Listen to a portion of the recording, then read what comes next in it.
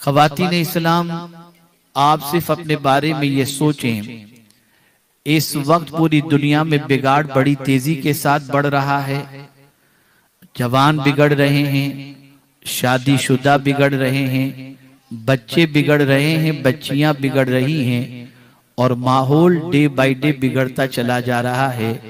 और पूरी कोशिश की जा रही है कि किसी भी सूरत में ये माहौल संवरने न पाए, और उसके लिए जहां से बिगाड़ का आगाज हो रहा है मैं उसी तरफ आपकी निशानदेही करना चाहूंगा।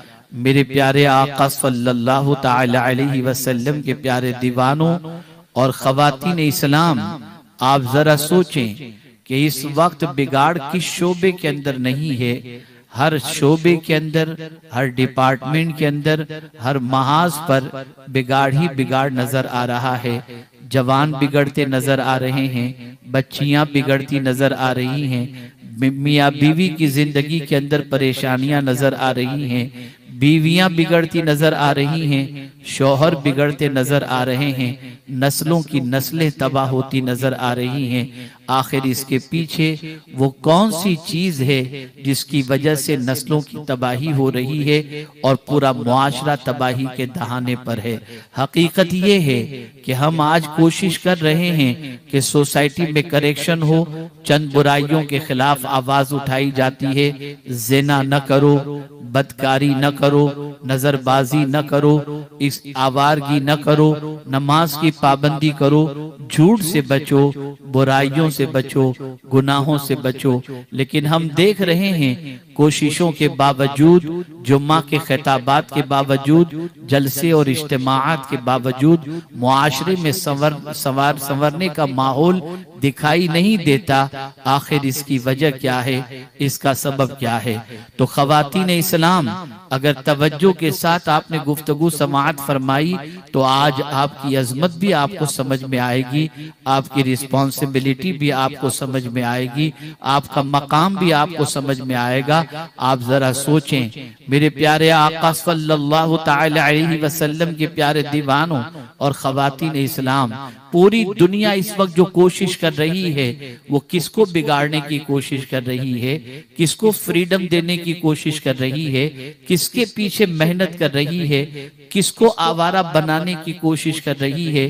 तो पूरी दुनिया का इलेक्ट्रॉनिक मीडिया हो, सोशल मीडिया हो, प्रिंट मीडिया हो, तो ये सब के सब औरत के पीछे मेहनत कर रहे हैं, इसलिए कि वो जानते हैं किसी मुआशरे की औरत अगर बिगड़ जाएगी तो उसके बतन से पैदा होने वाला बच्चा कोई दीनदार जन्म नहीं ले सकता।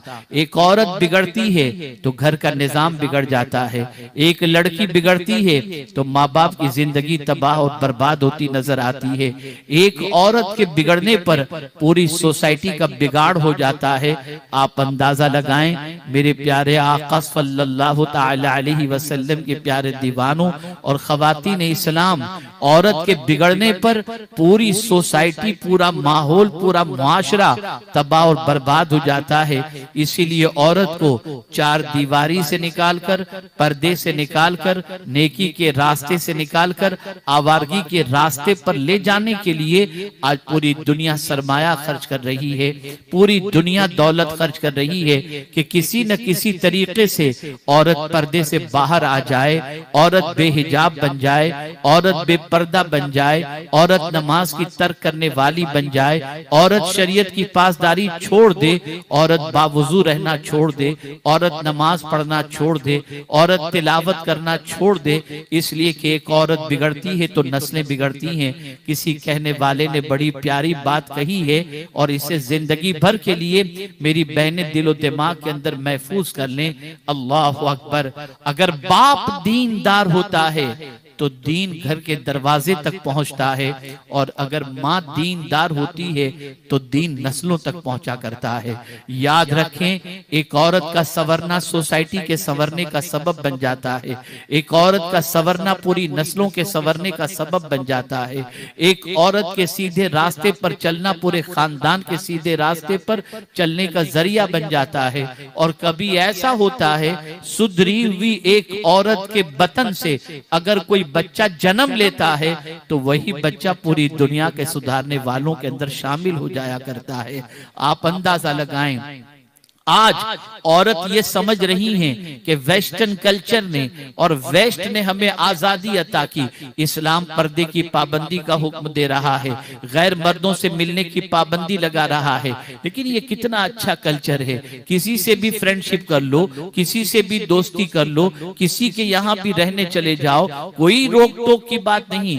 आप जरा देखें उन बच्चियों की जिंदगी को जो बच्चियां इस कल्चर के अंदर बड़ी होती हैं और इस सोसाइटी के अंदर रहती हैं, न उनकी दुनिया में सुकून आपको नजर आएगा, न ऐसी बच्चियों की आखिरत के अंदर कोई सुकून नजर आएगा।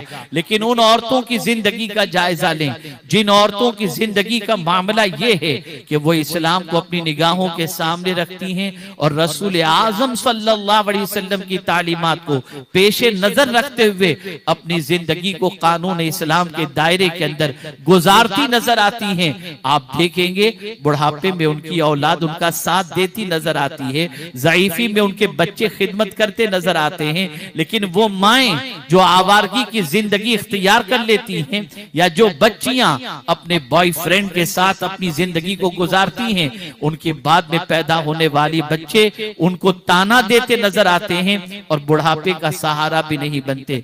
आज ये मैं आपको बताऊं, औरत समझ रही है कि हमें आजादी दी जा रही है, फ्रीडम दिया जा रहा है, लेकिन आप देखें यूज एंड थ्रो वाली पॉलिसी अपनाई जाती है।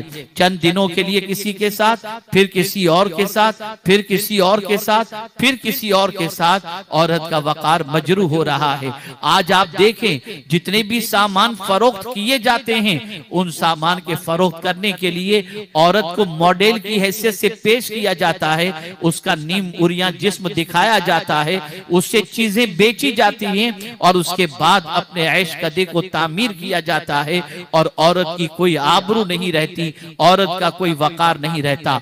बहुत सारी ऐसी बच्चियां जो इस आवारगी की शिकार हो जाती हैं, उनकी जिंदगी में सुकून तलाश करके देख लीजिए, आपको सुकून नहीं मिलेगा। लेकिन मैं पूरे यकीन के साथ कहता हूं कि वो बच्चियां, वो औरतें जो पाक दामनी के साथ अपनी जिंदगी को गुजारती हैं, उनके छोटे से घर के अंदर भी उनके चेहरे से सुकून छलकता नजर आएगा, उनकी तबीयत से सुकून छलकता नजर आएगा, माँ बाप उनके लिए दुआएं करते नजर आएंगे और उनकी जिंदगी के अंदर इत्मीनान और सुकून बेपनाह आपको नजर आएगा।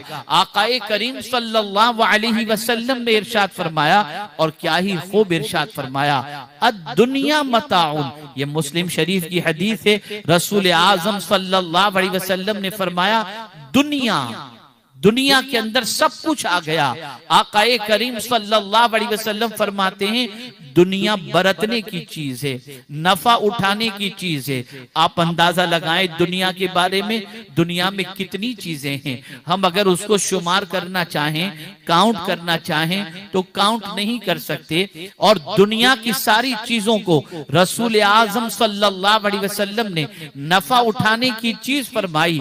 अगर हमसे कोई पूछे कि नफा उठाने की चीज दुनिया के अंदर कौन सी है, आप किस चीज से फायदा उठाना चाहते हैं, तो आप कभी बंगलों के बारे में कहेंगे, कभी बड़ी कार के बारे में कहेंगे, कभी आलीशान मकान के बारे में कहेंगे, कभी मॉल के बारे में कहेंगे, कभी शॉपिंग सेंटर के बारे में कहेंगे, कभी कीमती लिबास के बारे में कहेंगे, कभी ज्वेलरी के बारे में कहेंगे, कभी आप इंस्ट्रूमेंट के बारे में कहेंगे।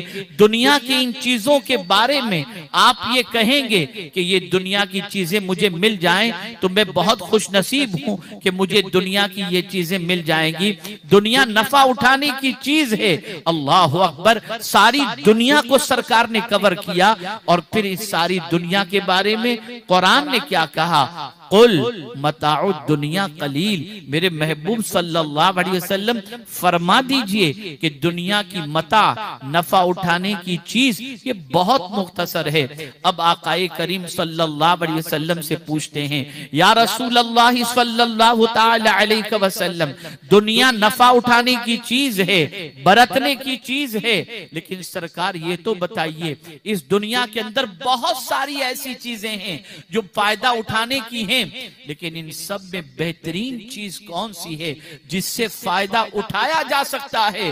तो आकाए करीम सल्लल्लाहु अलैहि वसल्लम ने फरमाया, खैरु मताई दुनिया मरअतुस सालिहा। इस पूरी दुनिया से फायदा उठाने वाली चीजों में अगर सबसे बेहतर कोई चीज है तो वो नेक औरत है। अल्लाह अकबर।